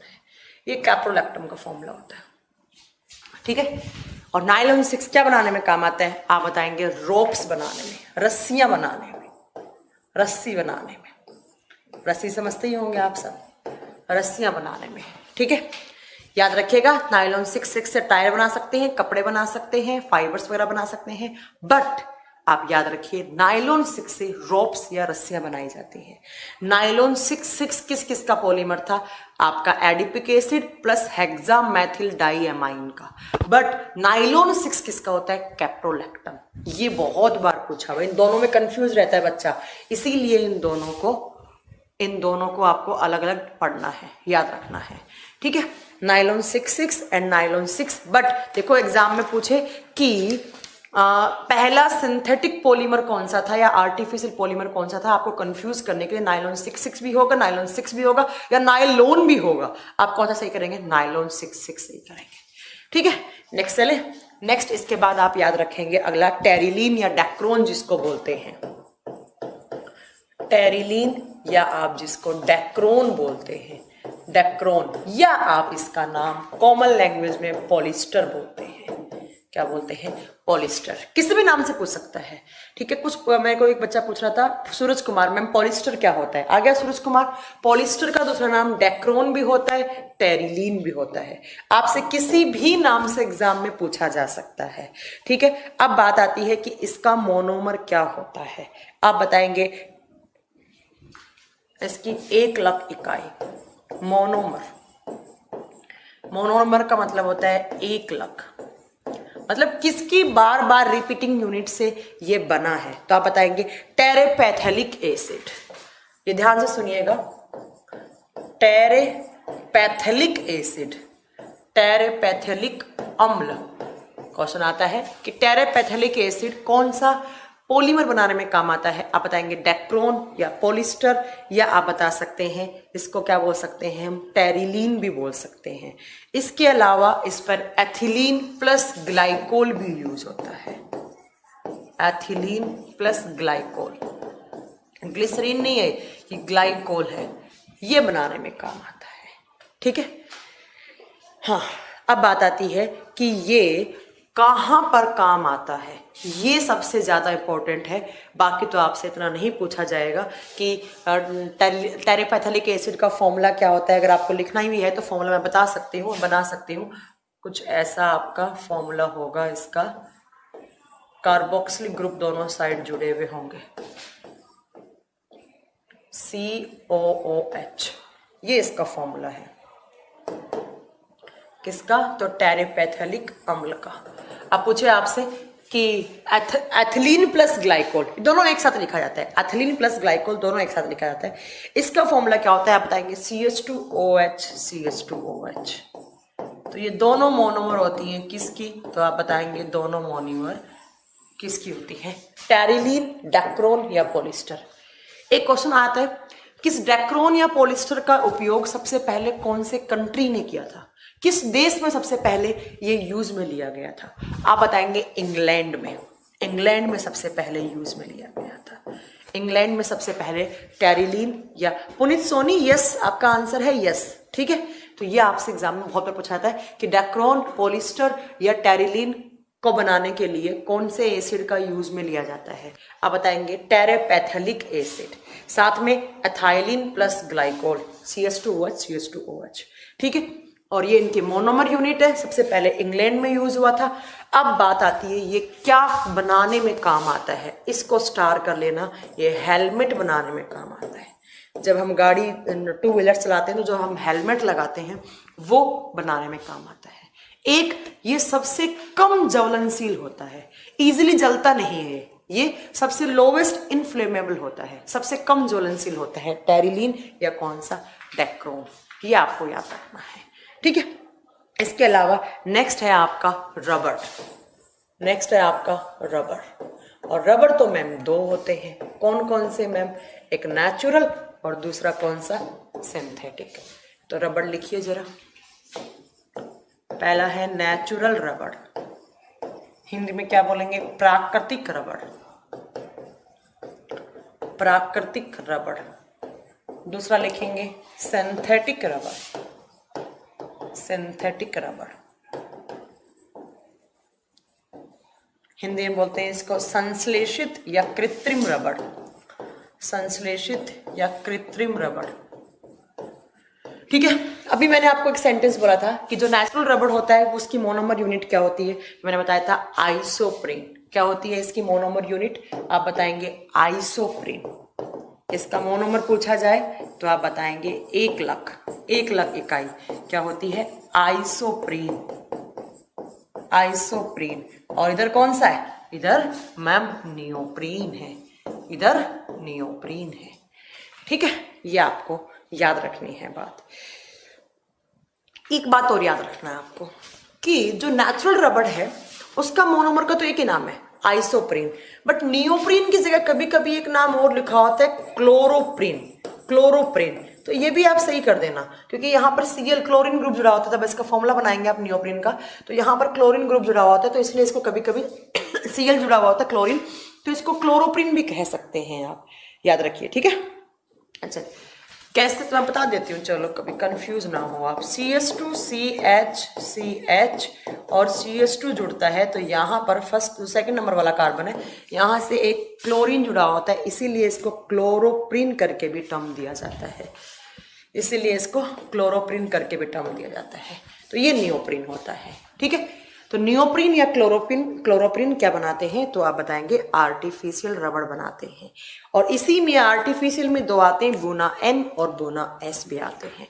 यहीं पर आप लिख सकते हैं, यहाँ पर ब्यूना N रबड़ के टाइप है, Buena N and Buena S भी आते हैं, ये रबड़ के टाइप है। ठीक है पुनीत, यही आप पूछ रहे थे, शायद मैंने बता दिया है। अब देखो इस रबड़ से आप एक टर्म सुनोगे जो एग्जाम में बहुत बार आता है, वल्केनाइजेशन ऑफ रबड़। ये क्या होता है, बहुत बार सुनते हैं। देखिए यहाँ से 3 क्वेश्चन बनते हैं। नेक्स्ट मैं यहीं पर रबड़ में ही लिख रही हूँ, रबड़ में एक नेक्स्ट आपका एक छोटे सा हेडिंग है, एक टर्म पढ़ोगे आप बहुत बार बुक्स में या क्वेश्चंस में, जब क्वेश्चंस आएंगे बहुत बार तो आप पढ़ोगे वल्केनाइजेशन ऑफ रबड़। वल्केनाइजेशन ऑफ रबड़ क्या होता है, और हिंदी में इसको बोलते हैं रबड़ का वल्कीनीकरण। रबड़ का वल्कीनीकरण ये क्या होता है, ये टर्म आप बहुत बार पढ़ोगे, रबड़ का वल्कीनीकरण। ये किस प्रोसेस को बोलते हैं, आप बताओगे कि जो नेचुरल रबड़ होता है वो बहुत सॉफ्ट होता है। ये प्रोसेस क्या होता है तो मैं आपको बता देती हूँ। जो हमारा नेचुरल रबड़ है, नेचुरल कौन सा था, तो आप बताएंगे यहाँ पर लिखा था मैंने आपका आइसोप्रीन। जो आइसोप्रीन होता है वो बहुत सॉफ्ट होता है, तो नेचुरल रबड़ को हार्ड करने के लिए आप उसको हीट देते हैं। हीट के साथ साथ आप इसको क्या देते हैं, सल्फर देते हैं। एस का मतलब क्या होता है, सल्फर। जब आप नेचुरल रबड़ को सल्फर के साथ गर्म करेंगे तो ये सल्फर क्या करता है, जो आइसोप्रीन है उसके बीच में क्रॉस लिंकेज बना लेगा। कैसे बना लेगा, ये ऐसे क्रॉस लिंकेज बन जाएगी इनके बीच में, और क्रॉस लिंकेज करते ये क्या हो जाएगा, हार्ड हो जाएगा। तो नेचुरल रबड़ को हार्ड करने के लिए हम क्या यूज लेते हैं, एस क्या होता है, सल्फर। सल्फर क्या करता है, जो नेचुरल रबड़ है उसके जो मॉलिक्यूल्स है उसके बीच में क्रॉस लिंकेज बना लेता है, और ये अब क्या बन गया, ये हार्ड बन गया। और अब जो हमें रबड़ मिलेगा, इस रबड़ को हम नाम क्या देते हैं, इसको वल्केनाइज्ड रबड़ का नाम देते हैं। इसको क्या नाम देते हैं, वल्केनाइज्ड रबड़, और हिंदी में बोलते हैं वल्कीकृत रबड़। वल्कीकृत रबड़। तो आपसे एग्जाम में क्वेश्चन कैसे पूछेगा, देखिए जरा। पहला क्वेश्चन पूछेगा कि नेचुरल रबड़ को हार्ड करने के लिए आप कौन सी प्रोसेस यूज में लेते हैं, आप बताएंगे वल्केनाइजेशन। ओह क्या हो गया, आप क्या बताएंगे, वल्केनाइजेशन प्रोसेस यूज में लेते हैं। उसमें क्या करते हैं, नेचुरल रबड़ मैम बहुत सॉफ्ट होता है, उसको गर्म करते हैं किसके साथ, सल्फर के साथ। और सल्फर के साथ जब गर्म करेंगे, सल्फर क्या करेगा, जो आइसोप्रीन है उसके जो मॉलिक्यूल्स है उसके बीच में क्रॉस लिंकेज बना लेगा, और क्रॉस लिंकेज बनाते ही वो क्या हो जाएगा, वो हार्ड हो जाएगा, वो कठोर हो जाएगा। और अब जो रबड़ मिलेगा वो कैसा होगा, वो वल्केनाइज्ड रबड़ होगा, या वो बहुत कठोर रबड़ होगा। अब देखो एग्जाम में क्वेश्चन आता है कि ये स्टार कर लेना, पक्का मिलेगा आपको क्वेश्चन एग्जाम में। क्या क्वेश्चन आता है कि जो वल्केनाइज्ड रबड़ है उसके अंदर सल्फर का अमाउंट कितना % होता है, आप बताओगे। वल्केनाइज्ड रबड़ के अंदर सल्फर 3 से 5% होता है। ये क्वेश्चन बहुत बार पूछा हुआ है, कितना % सल्फर, इस रबड़ के अंदर। ये तो नेचुरल था, इसको गर्म किया आपने, हीट दिया, किसके साथ? सल्फर के साथ। क्या बन गया वो? हार्ड। तो इस हार्ड रबड़ को नाम क्या दिया मैंने? वल्केनाइज्ड रबड़। इसके अंदर कितना अमाउंट सल्फर का है? 3 से 5% इसमें क्या होता है? सल्फर। और ये कहाँ काम आता है? तो ये काम आता है ऑटो व्हीकल्स के टायर बनाने में। आप बताएंगे ये कहाँ काम में लेते हैं हम? It is used in making auto vehicles tyre. गाड़ियों के टायर बनाने में, गाड़ियों के टायर बनाने में। कभी कभी देखो कैसे घुमाकर पूछते हैं, ऑटो व्हीकल्स टायर में कितना % सल्फर का होता है? तो आप वो भी क्या बताएंगे? 3 से 5% ही सल्फर होता है। इस प्रोसेस को हम क्या बोलते हैं? वल्केनाइजेशन बोलते हैं। चलो आगे, समझ में आ गया। मैं मान सकती हूँ जो बच्चे साइंस बैकग्राउंड से नहीं है उनको थोड़ी सी प्रॉब्लम आ रही होगी, बट ये सारा प्योरली थ्योरी वाला चैप्टर है। आपको ऐसे मतलब रट्टे लगाने वाली बातें हैं, बट क्वेश्चन जरूर आएगा, एक क्वेश्चन पक्का आएगा। नेक्स्ट है आपका बेकेलाइट। नेक्स्ट पॉलीमर कौन सा है आपका? बेकेलाइट। अपने हाथ से अच्छे अच्छे नोट्स बनाना और अपने दिमाग में 3-4 बार लिख लेना, पेन से, दिमाग में नहीं मतलब कॉपी में 3-4 बार पेन से लिखेंगे, एकदम याद हो जाएंगे। बेकेलाइट किस किस का होता है? तो आप बताएंगे फिनोल प्लस फॉर्मेल्डिहाइड। अब फिनोल प्लस फॉर्मेल्डिहाइड आपको सबको पता है कौन सा ग्रुप होता है? CHO। ये मैं आपको पहले ही पढ़ा चुकी हूँ कार्बन वाले चैप्टर में। फॉर्मेल्डिहाइड, फिनोल प्लस फॉर्मेल्डिहाइड का मोनोमर, ये दोनों क्या? ये मोनोमर है, इसकी 1 लाख इकाइयां हैं, ये मोनोमर है। तो आपसे पूछे कि बेकेलाइट की मोनोमर यूनिट क्या होता है, तो आप बताएंगे कि फिनोल प्लस फॉर्मेल्डिहाइड। एक बात याद रखिएगा कि बना सकते हैं आप, अगर आपको बनाना है तो फिनोल OH प्लस HCHO या CHO लिख लो, एक ही बात है, या HCHO या CHO। एक बात याद रखिएगा, ये सबसे पुराना संश्लेषित, ये सबसे पुराना है, सबसे पुराना पॉलीमर है ये। पुराने जमाने में सबसे पहला यही आया था, सबसे पुराना बहुलक है ये। है कैसा? सिंथेटिक है, वही थोड़ी देर पहले पढ़ाया था मैंने, सिंथेटिक है बट सबसे पुराना है, ये याद रखिएगा। सबसे पुराना बहुलक पूछा जाए एग्जाम में कौन सा, तो आपके बताएंगे वो बेकेलाइट है। क्या बनाने में यूज आता है? आप सबको पता होगा बेकेलाइट के क्या बनते हैं? स्विच बनते हैं। जो इलेक्ट्रिकल स्विच जो हमारे घरों में यूज होते हैं, जो वो किसके बनते हैं? बेकेलाइट के। तो याद लिखिए, uses in making of electric switch. जो हमारे घरों में इलेक्ट्रिक बटन है वो किसके बनते हैं? बेकेलाइट के बनते हैं। Electric switch. और एक पॉइंट और याद रखना, जो हमारे घरों में किचन में जो हम बर्तन यूज करते हैं तो उनके ऊपर जो हैंडल बना हुआ होता है, तो ये यूटेंसिल्स के हैंडल बनाने में भी काम आते हैं। यूटेंसिल्स के हैंडल बनाने में, जैसे कुकर का हैंडल है या फ्राई पैन का हैंडल है, तो वो सब किससे बनते हैं? वो सब बेकेलाइट से बनते हैं। और बेकेलाइट किस किस का मोनोमर होता है? आप बताएंगे, पहला आप बताएंगे फिनोल, दूसरा फॉर्मेल्डिहाइड HCHO। सबसे पुराना बहुलक है कैसा? सिंथेटिक है, संश्लेषित है। हमारे घरों में जो इलेक्ट्रिक स्विच है वो किसका है? बेकेलाइट का बना हुआ है, ठीक है। और हमारे घरों में जो हम किचन में जो सामान यूज करते हैं जिनका जो हैंडल होता है, वो हैंडल किसका बना होता है? तो वो भी बेकेलाइट का बना हुआ होता है। क्लियर? नेक्स्ट चलो, उसके बाद नेक्स्ट आता है मेलामाइन, जो मैं बहुत देर से कर रही थी। मेलामाइन है ना, मेलामाइन के तो बर्तन आते हैं, आप सबको पता होगा। अनब्रेकेबल क्रॉकरी आती है ना, मेलामाइन आते हैं ना, पानी पीने वाले ग्लास। ये किस किस का होता है? आप बताएंगे मेलामाइन प्लस फॉर्मेल्डिहाइड। इसकी मोनोमर क्या क्या हो सकती हैं? आप बताएंगे इसकी मोनोमर होती हैं मेलामाइन प्लस फॉर्मेल्डिहाइड, वही HCHO को बोलते हैं फॉर्मेल्डिहाइड। और ये क्या बनाने में काम आता है? Unbreakable crockery. हमारे घरों में हम ऐसी क्रॉकरी लेकर आते हैं, ऐसे सामान लेकर आते हैं जो टूटता नहीं है ना। जैसे ग्लास नहीं आते हैं, ना वो प्लास्टिक के हैं ना वो लोहे के हैं, है ना, वो वाले, ठीक है। तो वो भी आपको याद रखना है कि अनब्रेकेबल क्रॉकरी किससे बनती है? मेलामाइन से। नेक्स्ट आप लिखेंगे स्टार्च। ये तो आपको सबको पता होगा, है ना, स्टार्च। स्टार्च भी कैसे है, स्टार्च एक नेचुरल पॉलीमर होता है। और बताएंगे किस किस का है, तो यहाँ पर ग्लूकोज ही होता है, बट किस फॉर्म में होता है आप बताएंगे। पहला अमाइलेज, पहला आप बताएंगे अमाइलेज प्लस अमाइलोपैक्टीन प्लस अमाइलोपैक्टीन।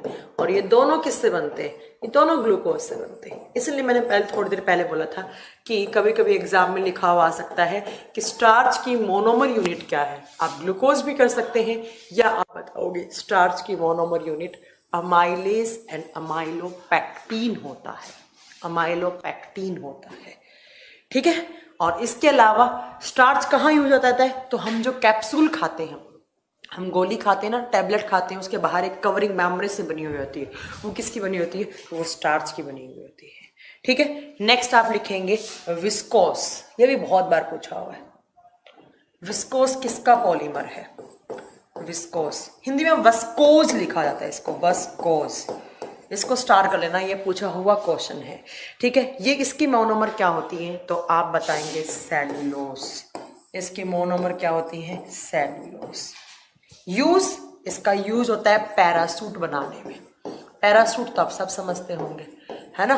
तो पैरासूट बनाने में कौन सा पॉलीमर यूज होता है, विस्कोस। उसकी मोनोमर यूनिट क्या है, सेलुलोज। ये क्या है, मोनोमर, कहने का मतलब 1,00,000 इकाई है, किसकी, तो विस्कोस की। नेक्स्ट है आपका आर्टिफिशियल सिल्क, ये नेक्स्ट नहीं है, लास्ट है इसका, आर्टिफिशियल सिल्क। सिल्क के कपड़े आते हैं ना, कृत्रिम सिल्क, कृत्रिम सिल्क, कृत्रिम सिल्क किसका बहुलक है, क्वेश्चन आता है कृत्रिम सिल्क, किस कृत्रिम सिल्क की मोनोमर यूनिट का नाम बताइए। आप बताएंगे आर्टिफिशियल सिल्क, जिसको आप रेयोन भी, इसको रेयोन करके भी टर्म दिया जाता है, आप रेयोन भी बोल सकते हैं। इसकी मोनोमर यूनिट, इसकी 1 इकाई जेलेटिन का नहीं होता है बेटा साकेत, वो स्टार्च का होता है, वो स्टार्च का होता है। ठीक है। इसकी मोनोमर यूनिट क्या होती है, सेलुलोज, सेलुलोज। देखो सेलुलोज की विस्कोस की भी होती है और आप बताएंगे आर्टिफिशियल सिल्क की भी होती है। इसका काम फाइबर्स बनाने में, कपड़े वाले फाइबर्स बनाने में। ठीक है। इसका काम क्लॉथ बनाने में, कपड़े बनाने में। क्वेश्चन बहुत बार आता है, आर्टिफिशियल सिल्क को दूसरा नाम क्या होता है, आप बताएंगे रेयोन। और ये किसका बहुलक है, एक ही चीज का, किसका, सेलुलोज। इसकी मोनोमर यूनिट क्या है, तो क्या बताएंगे आप, इसकी मोनोमर यूनिट सेलुलोज होती है, क्या होती है, सेलुलोज। ठीक है। इतने आपको पॉलीमर पढ़ने थे, इससे ज्यादा कोई आपका क्वेश्चन नहीं बचेगा, सारे क्वेश्चन इसमें से आ गए हैं। एक बार फिर रिपीट करूं, अगर ज्यादा कुछ नहीं याद कर सकते तो मैं आपको बता देती हूं कि आपको याद क्या क्या करना है। पहली बात मैम, पॉलीमर होते क्या है। मैंने कहा पॉलीमर बहुत लार्ज चेन को, बहुत सारे मॉलिक्यूल्स हैं जो बहुत बड़े बड़े मॉलिक्यूल्स हैं, जो मैक्रो मॉलिक्यूल्स हैं, और वो किससे मिलकर बने हुए, माइक्रो मॉलिक्यूल से। और इन्हें माइक्रो मॉलिक्यूल को हम नाम क्या देते हैं, तो उनको हम मोनोमर या 1,00,000 इकाई का नाम देते हैं। बहुत सारी मोनोमर यूनिट जब आपस में जुड़ जाती हैं, बार बार रिपीट होकर आपस में जुड़ जाती हैं, तो उसको पॉलीमर करके टर्म देते हैं। तो आप नेक्स्ट पॉइंट में याद रखेंगे, जैसे प्रोटीन भी एक पॉलीमर है, किस किस का, अमीनो अम्ल का।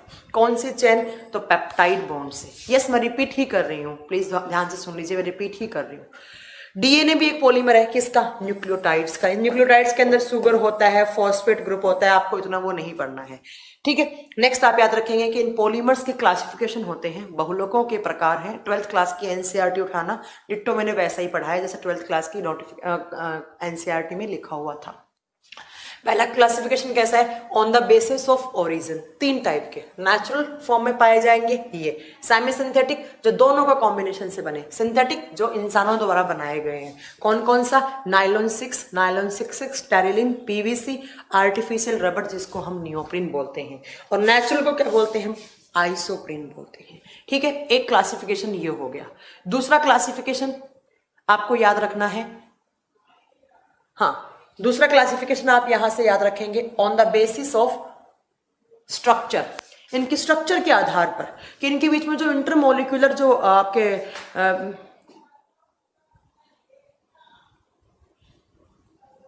वो बेटा अलॉय होता है, नवनीत वो अलॉय होता है। ठीक है।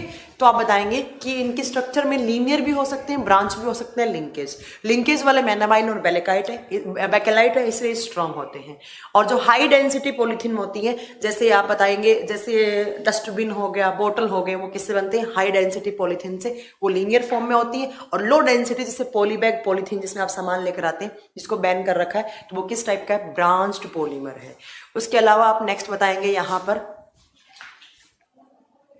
नेक्स्ट बताएंगे आप कि टाइप्स ऑफ पॉलीमर इनके जो on the basis of origin, क्यों आ गया वापस?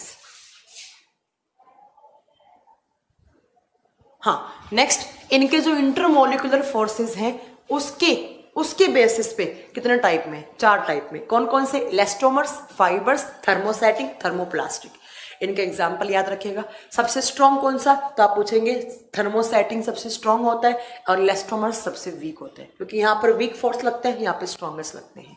ठीक है, इसके अलावा एक एक करके आपको सारे पॉलीमर याद रखने। पहला पॉलीथीन, पीवीसी, टेफ्लॉन याद रखिएगा, ज्यादा पूछा जाता है। नाइलॉन 66, नाइलॉन नाई का मतलब होता है न्यूयॉर्क, और एलओएन का वाला लंदन। सबसे पहले न्यूयॉर्क और लंदन में यूज में लिया गया था ये। एडिपिक एसिड हेक्सामेथिल डाइअमाइन का मोनोमर होता है। नाइलॉन से रॉप्स बनाई जाती हैं, वो किस किस का मोनोमर? कैप्रोलैक्टम का फॉर्मूला ये होता है।